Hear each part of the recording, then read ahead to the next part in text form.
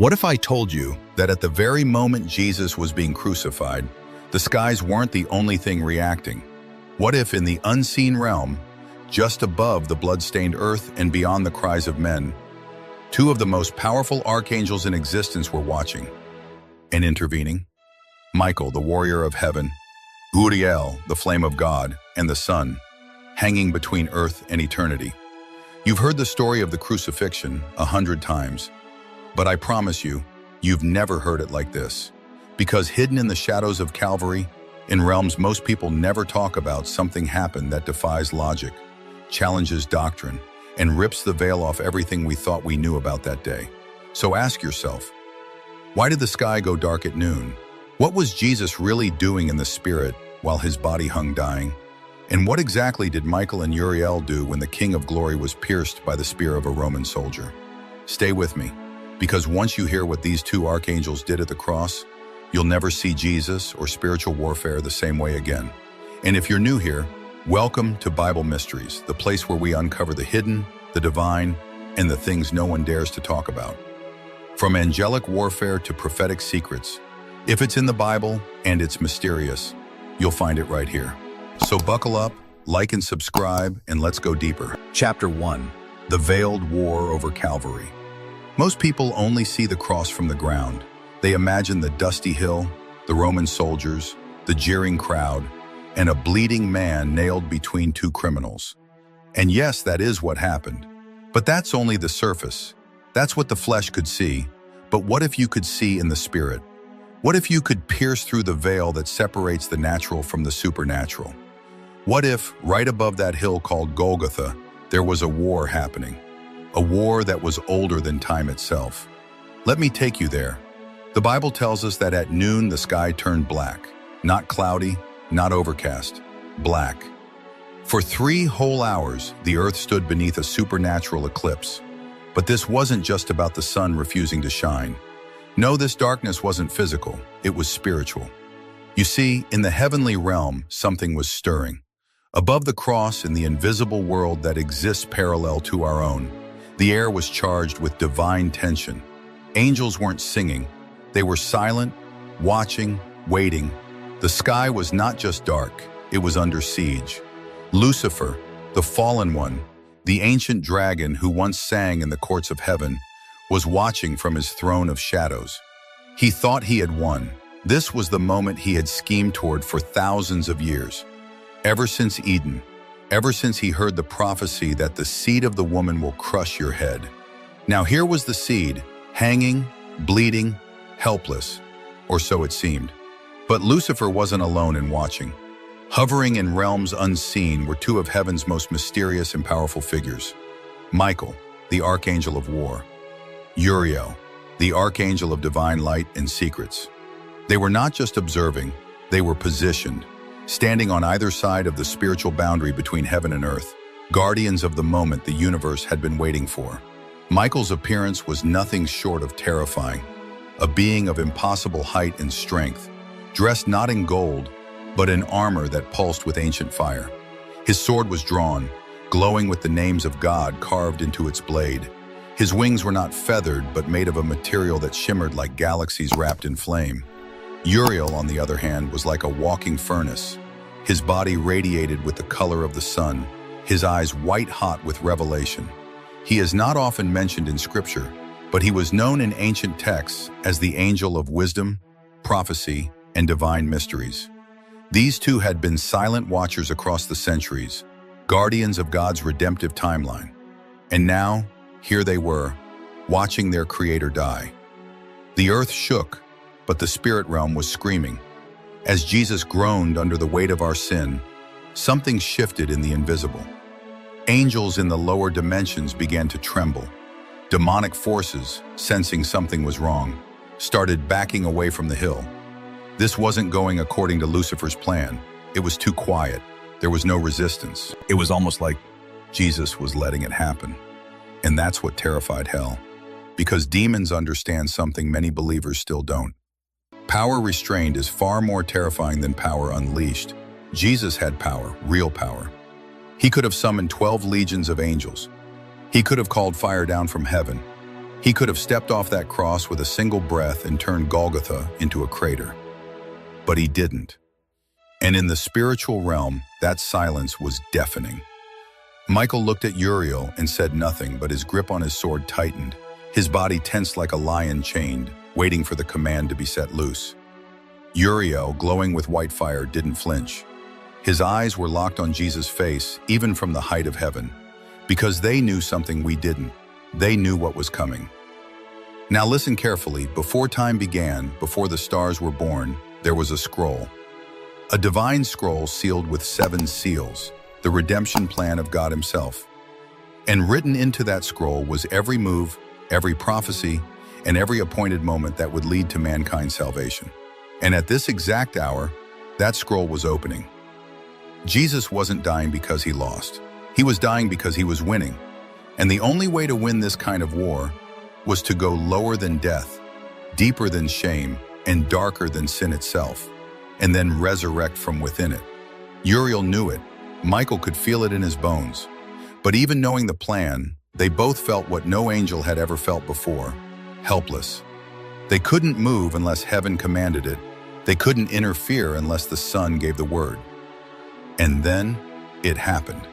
When Jesus cried out, "Eli, Eli, lama sabachthani," the cry didn't just echo across the skull-shaped hill. It pierced through dimensions. It tore into the angelic realm like thunder shattering silence. It wasn't a cry of weakness. It was a summons, a signal, and Michael knew it. In that moment, he turned to Uriel, not with fear, but with reverence. And in the quiet between heaven and earth, the king who was bleeding on a tree gave an invisible command, one that changed the course of eternity. Chapter 2, The Invisible Command. No trumpet sounded, no thunder cracked, no angel descended with wings wide open, but every throne in heaven, every principality, every demon hiding in the shadows of the cross felt it. A divine whisper. It didn't pass through human ears. It didn't vibrate through the air. It moved through spirit, straight from Jesus' dying soul to the archangels who were stationed in the skies. And the message was simple. Hold the line. Guard what is mine. Now that might not sound earth-shattering at first, but when it came from the mouth of the eternal Son, bleeding and crowned with thorns, that command activated the heavens. Jesus was hanging on the edge of 2 realms. His body was in the natural. His soul was descending into death. But his authority, still fully intact. And Michael, the war angel of God, snapped into formation. From the very beginning, Michael was heaven's general. He led armies. He fought the dragon in Revelation. He wrestled with princes over kingdoms. And at the cross, he wasn't just watching. He was assigned. He stood in a realm just above the Roman sky, sword drawn, but not for bloodshed. This time, he wasn't guarding a people. He was guarding a person, Jesus. But more than that, he was guarding a transfer. Because when Jesus took on the sins of the world, it wasn't just a burden. It was a legal exchange. Every soul, every curse, every failure was being placed onto him. It was a transaction so immense, hell gathered to witness it. And that's why Michael was there. He was there to ensure no demon interfered, no spirit of confusion slipped in, no accusation altered the covenant being signed in blood. Michael wasn't allowed to interfere in the physical realm, but in the spiritual, he was untouchable. He stood like a wall between heaven and hell, between the dying Christ and the realm of demonic legalism. But what about Uriel? He isn't the angel of war like Michael. He doesn't roar in the clouds or strike the earth. No, Uriel is flame, revelation, light. Where Michael brings war, Uriel brings clarity. He brings the secrets of God into the minds of men and angels. And at that cross, Uriel's assignment was no less terrifying. Because in that moment, Jesus wasn't just dying. He was becoming sin. Let that sink in. The light of the world was about to enter darkness. Uriel, burning with the fire of God's mysteries, stood as the guardian of revelation, ensuring that what Jesus did would echo not just in the natural, but in timelines, nations, and hearts for generations. He released a wave of divine light across time, a spiritual ripple that would one day wake Paul on the road to Damascus, inspire gospel writers, and open eyes in nations that didn't even exist yet. As Jesus' blood hit the dust, Uriel moved. Now here's where it gets supernatural, yet rooted in Scripture. At the exact moment Jesus breathed his last breath, the veil in the temple tore. But that wasn't just fabric ripping. That veil was symbolic of separation between man and God. It stood between the holy place and the Holy of Holies, a place no man could enter except the high priest, once a year. But when Jesus died, that veil was destroyed. What most people don't realize is that veil was reinforced by supernatural forces. Angelic sentries guarded that holy separation for generations. And now, Michael and Uriel stood down, not in defeat, but in obedience, because the Lamb had just become the bridge. The veil no longer needed guarding. Uriel released a final burst of holy fire, and somewhere in the realm of spirit, a sword was sheathed. The war wasn't over, but the battle for access had just been won. Pause with me and think, what does it mean that Jesus gave a spiritual command from the cross? What does it mean that Michael and Uriel were actively protecting, enforcing, and carrying out orders, even as the physical world mocked him? It means something huge. Even when it looks like you're defeated in the natural, even when the enemy surrounds you, even when the crowd calls you cursed, God is still commanding angels on your behalf. Your blood may be spilling, your strength may be fading, but in the spirit, there is activity. Heaven doesn't operate by what people see, it moves by what God speaks. And sometimes, the most powerful orders are whispered through pain. Chapter 3, the descent into Sheol. Jesus had breathed his last. The ground quaked, the rocks split, the veil was torn. But while men stood in silence, watching a lifeless body hang in the midday darkness, something far more terrifying and glorious was happening beneath their feet. Because Jesus, the sinless, spotless Lamb of God, was descending into Sheol. Not symbolically, not poetically, spiritually, literally, eternally. And he wasn't going alone. Michael followed, Uriel followed, not to protect him, no, but to witness what no angel had ever witnessed before. The king was about to walk through hell's gates, uninvited and unchallenged. What is Sheol? Before we move forward, let's make this clear. Sheol isn't hell the way Hollywood pictures it. In the ancient Hebrew understanding, Sheol was the realm of the dead, a waiting place, divided into compartments it held the wicked in torment, the righteous in peace, often called Abraham's bosom, and a gulf between them that no man could cross. But Jesus wasn't a man now.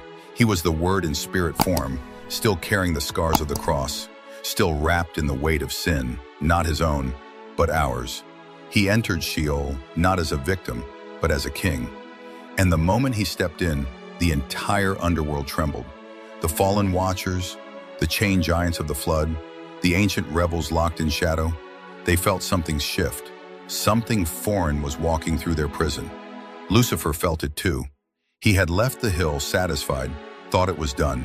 But now, his kingdom was being invaded. Without a sound, without an army, without even the strength of breath, Jesus was marching through hell with the authority of heaven. And behind him walked Michael, silent, glowing, furious, and Uriel, burning with holy flame, lighting the darkness. The Psalms actually prophesied this moment. Lift up your heads, O you gates, and be lifted up, you everlasting doors, and the King of glory shall come in. Psalm 24:7. Now read that again with this moment in mind. Jesus walks through the shadow dimension of the dead and approaches the ancient gates of captivity. Gates older than any Roman Empire, gates forged in rebellion. And what does he do? He doesn't knock. He speaks. Not loud, not dramatic, but with eternal authority. Open. And the gates begin to groan, not because metal moved, but because legal chains were breaking. The role of Michael. Now here's where things get intense. Michael, though known as the angel of war, wasn't there to fight, he was there to enforce. Because in that moment, Jesus wasn't making a request, he wasn't bargaining. He wasn't pleading for keys, he was taking them. The keys to death, the keys to the grave, the keys to every prison of the soul. And Michael stood as heaven's witness, sword in hand, declaring in the spirit realm, This transfer is lawful. While Michael enforced the authority of Christ, Uriel did something unimaginable. He carried a portion of the sealed mysteries of God, locked away since the beginning of time. And as Jesus descended, Uriel began to unveil them in the Spirit. Mysteries the prophets longed to see, mysteries the angels desired to look into. In the heart of Sheol, Uriel opened a scroll of light, and as he did, the truth of the cross began to flood the underworld. Souls who had waited in the promise, Abraham, Moses, David, Elijah, they saw it. They saw the fulfillment. They saw the Lamb. They saw the light. And they rose in glory. This wasn't just a descent, it was a jailbreak. Finally, as Jesus stood in the deepest part of death, he stretched out his hand, and in the spirit realm, keys appeared. Not crafted by men, not forged in fire, but etched with eternity. The key of Hades, Lucifer couldn't stop it. No demon dared speak. And as Jesus took those keys, he turned to Michael and said just 3 words, "Time to rise." Here's what most never realize. Resurrection didn't start at the tomb. It started in Sheol. It started when death itself had to bow. When chains fell from centuries of bound souls. When angels lit fires in forgotten dimensions. When Michael stood guard and Uriel unsealed destiny, Jesus didn't sneak out of death. He conquered it from the inside. And when he rose 3 days later, it wasn't just for himself. It was for every soul he carried with him out of that darkness. So now you know, when Jesus was nailed to that cross, he wasn't abandoned. He wasn't weak. He wasn't defeated. He was commanding angels in silence, issuing orders from agony, overthrowing hell with nothing but his blood and obedience. Michael stood with sword in hand, not to fight flesh and blood, but to guard the transfer of eternal power. Uriel burned with the mysteries of God, not just to observe, but to illuminate everything that had been hidden since the beginning of time. And while men wept, and Rome laughed, and demons shrieked in confusion, heaven stood to attention. Because the moment Jesus said, "It is finished," Michael raised his blade. Uriel sealed the scroll, and eternity shifted. It means you were never meant to fight alone. It means even in your lowest moment, when your body is broken, your mind is dark, and your prayers feel unanswered, heaven is still moving. There are angels on assignment. There is a plan unfolding, and there is power in your silence. Because sometimes your greatest victory comes not when you shout, but when you endure, just like he did. So I ask you again, what really happened on that cross? Why did the sky turn black at noon? Why did the veil tear? And why? Why were 2 of the greatest angels in creation silently standing over a bloody, brutal scene? Because it wasn't just death. It was divine strategy. Sacrifice with orders. A king laying down his life, not just to die, but to take back everything we lost. Michael knew it. Uriel saw it. And now you've seen it too. Now I want to hear from you. Which moment shook you the most? Was it the angelic war behind the veil? The invasion of Sheol? Or the moment Jesus took the keys? Drop your thoughts in the comments. Don't just watch, join the revelation. And if this opened your eyes, share it, like it, subscribe, because what's coming next, you won't believe it either.